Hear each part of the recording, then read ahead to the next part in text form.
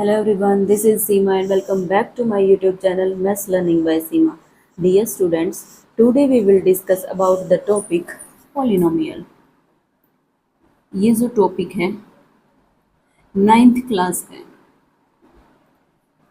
अगर आप 9th class में हो तो आपके लिए ये टॉपिक इम्पोर्टेंट होने वाला है, और अगर आप कम्पिटिटिव एग्ज़ाम्स की तैयारी कर रहे हो और 9th क्लास की NCERT पढ़ रहे हो तो भी आपके लिए मोस्ट इम्पोर्टेंट टॉपिक है।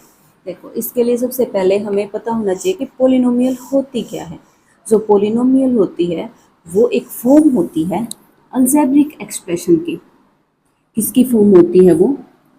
अलजेब्रिक एक्सप्रेशन की एक फॉर्म होती है whose exponent of variables is whole number।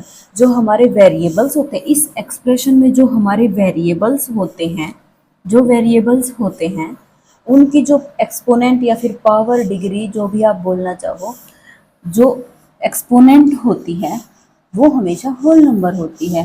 Whole number means 0, 1, 2, 3 and so on. ठीक है, अब देखो कि ये एक्सप्रेशन क्या होती है।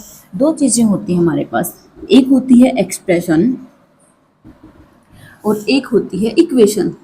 इनमें माइनर सा डिफरेंस होता है। एक्सप्रेशन होती है हमारी जैसे 5x, 7x², 2x³ ऐसे।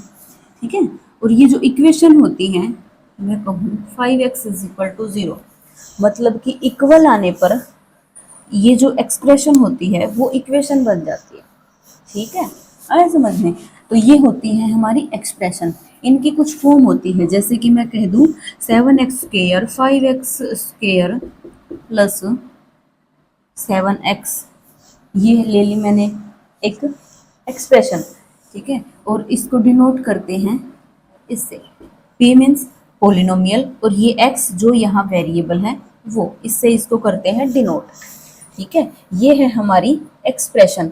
अब देखो ये अलजेब्रिक एक्सप्रेशन है या नहीं है, इसके लिए क्या देखेंगे, ये जो वेरिएबल्स हैं इनकी ये देखो कि जो एक्सपोनेंट है वो क्या होल नंबर है।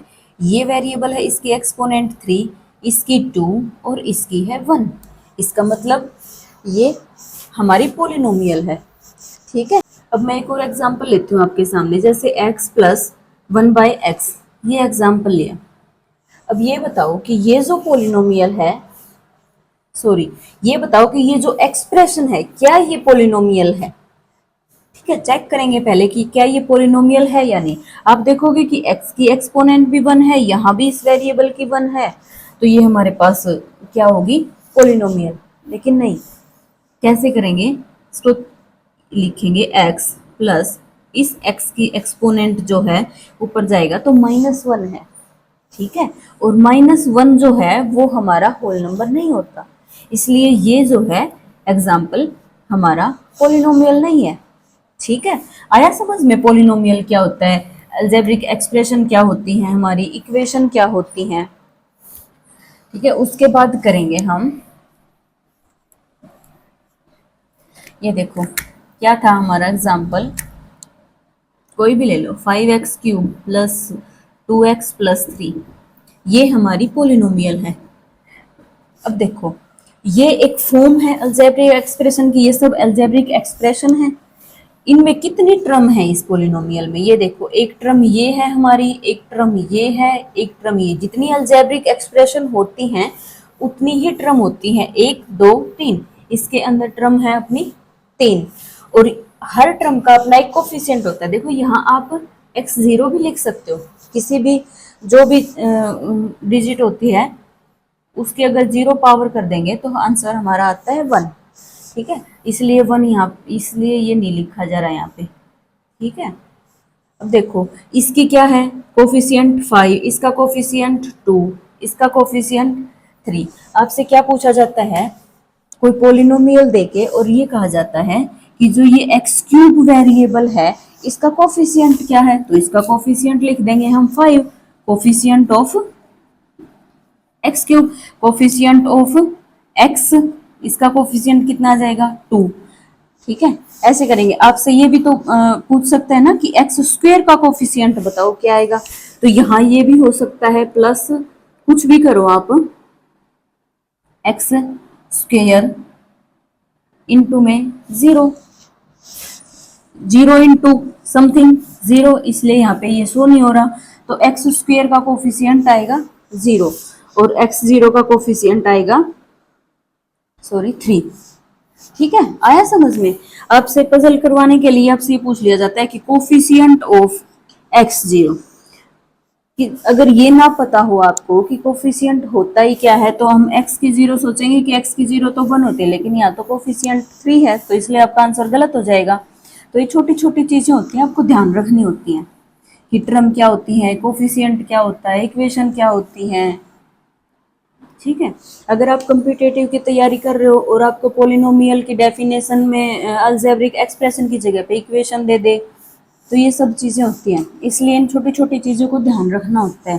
ठीक है, अब देखो जितनी टर्म है, अगर आपकी एक टर्म होती, मान लिया आपके पास ये पोलिनोमियल होती, जितनी भी टर्म होती हैं, एक टर्म है तो उसके लिए हम बोलेंगे मोनोमियल, मोनोमियल पोलिनोमियल। ठीक है, अगर आपका एग्जाम्पल है ये मीन्स टू टर्म, ठीक है, तो बोलेंगे बाइनोमियल पोलिनोमियल। सीधा ये नहीं है कि दो टर्म देखिए और बाइनोमियल पोलिनोमियल बोल देंगे, पहले ये भी चेक करना होता है कि वो पोलिनोमियल है भी या नहीं। ठीक है, उसके बाद ही बाइनोमियल पोलिनोमियल बोलेंगे। अब देखो आपके पास ये हो, कितनी टर्म है, 1 2 और 3, इसको बोलेंगे ट्राइनोमियल पोलिनोमियल। आया समझ में? ऐसे ही क्या लिख सकते हैं हम, A N X N plus A N minus one X N minus one plus A N minus two X N minus two, ये आ जाएगा हमारा A one X plus A naught. ठीक है, ये होगी हमारी पोलिनोमियल। एक टर्म, दो टर्म, जितनी भी टर्म है, इसके अंदर कितनी टर्म हो जाएंगी, ये n प्लस 1 टर्म, n तो ये है और एक ये भी है हमारे पास, n प्लस 1 टर्म हो जाएंगी इसके अंदर। ठीक है, अब देखो एक एग्जाम्पल लेके देखते हैं हम, जो कॉम्पिटिटिव एग्जाम्स के लिए बहुत ज़्यादा इम्पोर्टेंट है। अगर 9th क्लास के बच्चे हो तो आपको ये छोटी छोटी बेसिक चीज़ें पता होना चाहिए। जो 9th क्लास का मैथ होता है वो बेसिक होता है, हायर क्लास का हमेशा वो बेस होता है। अगर वो बेस ही आपका तैयार नहीं है तो आगे कुछ नहीं हो पाएगा। ठीक है, फिर देखते रह जाओगे कि हाँ कहाँ प्लस करें कहाँ माइनस करें। देखो 5x cube plus 7x square plus 3x, ठीक है, हमारे पास है ये 3 टर्म है इस पोलिनोमियल में। कितनी टर्म है, 3। डिग्री कितनी है इसकी, इसकी डिग्री, हाईएस्ट डिग्री क्या है आपकी, 3।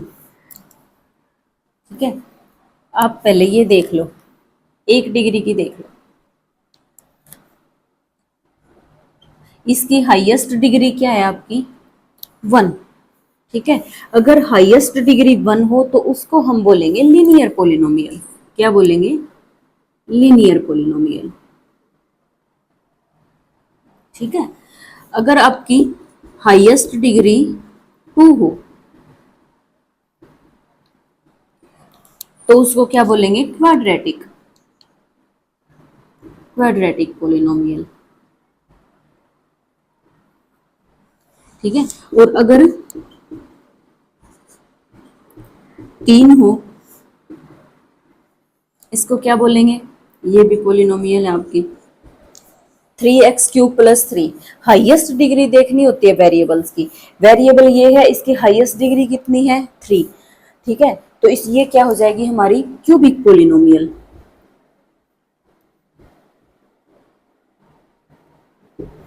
Cubic polynomial. ठीक है, अब एग्जाम में क्वेश्चन क्या आता है आपका, A X cube plus B X square plus C, ये हमारी एक पोलिनोमियल है। ठीक है, ये है हमारी एक पोलिनोमियल, पोलिनोमियल है। इसकी जो ये वेरिएबल है इसकी डिग्री देखो क्या है, 3, इसकी 2 और इसकी 0।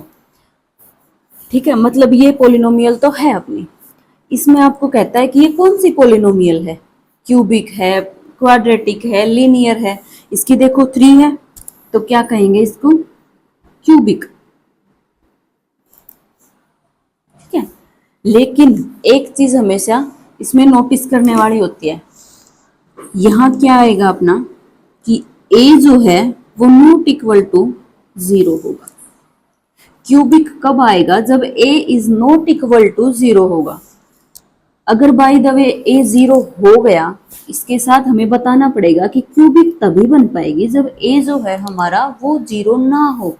अगर a 0 हो गया, ठीक है, मान लिया ये है, आपसे बताया दिया नहीं गया कि ए क्या है। ए तो कांस्टेंट वेरिएबल है, सॉरी वेरिएबल नहीं है, ए तो कांस्टेंट है। ए कांस्टेंट है तो ए को तो हम 0 भी लिख सकते हैं, कांस्टेंट रियल नंबर है, 0 लिख सकते हैं इसको। और ये हमने 0 लिखा, इसका मतलब ये 0, तो ये हमारी जो पोलिनोमियल है वो ये होगी। अब इसकी डिग्री कितनी है, 2, तो इसका मतलब ये कौन सी है, क्वाड्रिलेटरल। लेकिन उसके साथ भी ये बताना पड़ेगा कि b is not equal to 0। अगर b फिर से 0 हो गया तो ये आ जाएगा। ठीक है, फिर तो कांस्टेंट पोलिनोमियल बन जाएगी, इसको हम लीनियर नहीं बोलेंगे, कांस्टेंट पोलिनोमियल। ठीक है, सिर्फ एक कांस्टेंट है इसके अंदर। आया समझ में, ये जरूरी होती है छोटी छोटी बातें। जैसे आपसे एक एग्जांपल दे दिया जाता है कि एक क्यूबिक पोलिनोमियल है, क्यूबिक पोलिनोमियल वो है A X cube plus B X square plus C X plus D.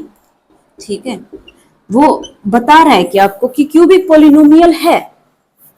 ठीक है, तो इसकी डिग्री बताओ क्या आएगी। वो कह रहा है क्यूबिक है, क्यूबिक है इसका मतलब तो ये 3 है, और क्यूबिक देगा तो साथ में वो आपको ये भी बताएगा कि ए जो है वो 0 नहीं है। ठीक है, तो फिर आपकी डिग्री होती 3। अगर वो आपको ये ना कहे कि क्यूबिक पोलिनोमियल नहीं है और आपको ये एग्जांपल दे दे और अब पूछ ले कि इसकी डिग्री बताओ कितनी है, तो आप कितनी बताओगे। आप कहोगे कि डिग्री तो हाईएस्ट पावर होती है और वो है हमारी 3, तो हम बिना सोचे समझे लिख देंगे कि ये हमारी क्यूबिक पोलिनोमियल है। ठीक है, वो डिग्री पूछ रहा है, डिग्री यहां कितनी आएगी। डिग्री अगर पूछे, अगर आपका a नॉट इक्वल टू 0 है, कंडीशन में अगर दे रखा है कि a नॉट इक्वल टू 0 है, तो हम डायरेक्ट लिख देंगे कि हमारी जो डिग्री है वो 3 है। लेकिन अगर ये गिवन नहीं है तो हम कहेंगे कि जो हमारी डिग्री है वो लेस देन इक्वल टू 3 है। इसका मतलब क्या है, ये देखो, आपके पास 2 ऑप्शन होते हैं। आपको ये बोला जाता है कि एक पोलिनोमियल है A X cube plus B X square plus C X plus D, और ये नहीं दिया जाता और आपसे पूछा जाता है कि भाई इसकी डिग्री बताओ कितनी है।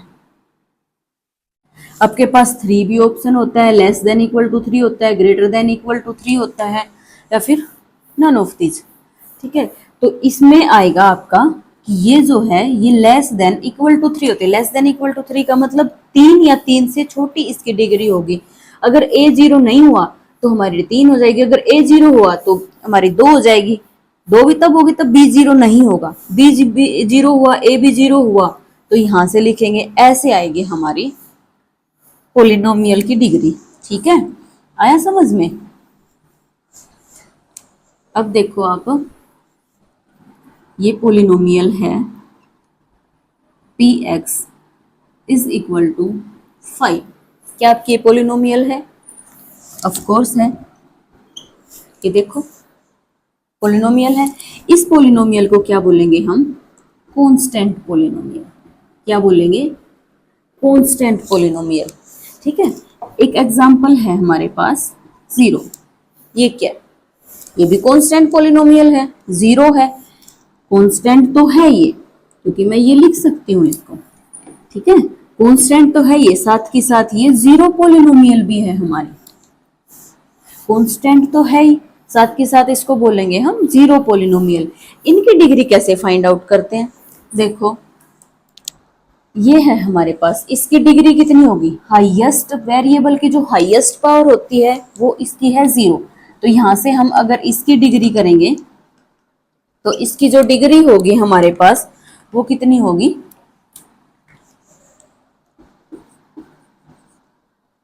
डिग्री होगी हमारे पास 0, क्योंकि इसकी पावर है 0। ठीक है, यहां से अगर हम इसकी निकालें तो इसकी डिग्री कितनी होगी, जो कांस्टेंट होती है उसकी तो डिग्री होती है हमेशा 0, ये तो कन्फर्म है, क्योंकि इसके अलावा हमारे पास और कोई ऑप्शन नहीं होता। कुछ भी हो उसकी डिग्री हमेशा 0 ही आएगी, कांस्टेंट में 1 2 3 4 0 को छोड़ के। 0 कांस्टेंट नहीं होना चाहिए, 0 का अपना अलग फंडा होता है, 0 की अलग से देखेंगे। 0 के अलावा कोई भी आ जाए, इसका मतलब क्या बोल सकते हैं कि नॉन जीरो कांस्टेंट। ठीक है, शब्दों का खेल होता है मैथ में, और ये शब्दों का खेल आपको सीखना पड़ेगा, तभी जाके मैथ स्ट्रॉन्ग होगा। देखो, non zero constant polynomial, degree of non zero constant polynomial, आपको आपकी स्टेटमेंट आएगी, degree of non zero constant polynomial कितनी होती है। नॉन जीरो मतलब यहां जीरो तो है ही नहीं, नॉन जीरो तो ये ऑलवेज 0 होती है। ठीक है, अगर आप कॉम्पिटिटिव की तैयारी कर रहे हो तो आप लिख लो इस चीज को, ये मोस्ट इंपॉर्टेंट चीज है, बहुत आगे तक भी आपको काम आएगी ये। ठीक है, अब देखो जीरो की, देखो कैसे निकालते हैं जीरो पोलिनोमियल की। जीरो को मैं ये भी लिख सकती हूँ, ठीक है, जीरो पोलिनोमियल को मैं ये भी लिख सकती हूँ, कुछ भी एक्स एन मान लो। एन क्या है हमारा यहाँ पे, एन क्या है, अगर ये दे दिया जाए और आपसे कहा जाए ये पोलिनोमियल है तो एन क्या होगा। यहाँ पे कॉम्पिटेटिव में तो आ सकता है ना क्वेश्चन, ये दे दी जाए एक पोलिनोमियल और कहा जाए ये पोलिनोमियल है आपकी, तो यहाँ पे एन क्या होगा, एन हमेशा होल नंबर होगा, क्योंकि पोलिनोमियल की डेफिनेशन में ही है कि अलजेब्रिक एक्सप्रेशन की फॉर्म होती है जिनके जो वेरिएबल होता है उनकी एक्सपोनेंट हमेशा होल नंबर होती है। ठीक है, ये क्वेश्चन बन सकता है आपका यहाँ से। उसके बाद देखो, अब ये बताओ क्या आप डिग्री निकाल सकते हो इसकी। यहाँ तो डिग्री होगी इसकी 1, यहाँ होगी 2, यहाँ होगी n, जो भी हम होल नंबर लेंगे वही हमारी डिग्री हो जाएगी। इसलिए हम कहेंगे कि जो जीरो, यानी कि जो जीरो पोलिनोमियल होती है उसकी डिग्री नॉट डिफाइंड होती है।